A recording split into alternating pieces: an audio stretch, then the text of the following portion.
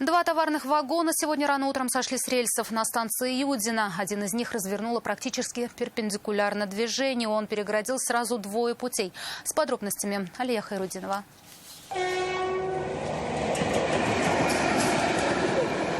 Вагоны сошли с рельсов почти в 4 часа утра. Один из них развернуло практически перпендикулярно движению. Наибольшие повреждения получили колесные пары.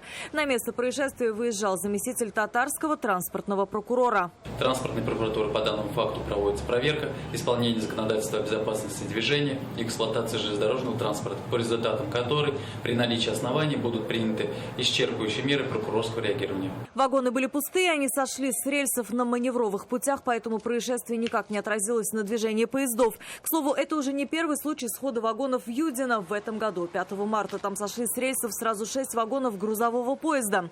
Тогда также никто не пострадал, но материальный ущерб составил 8 миллионов рублей.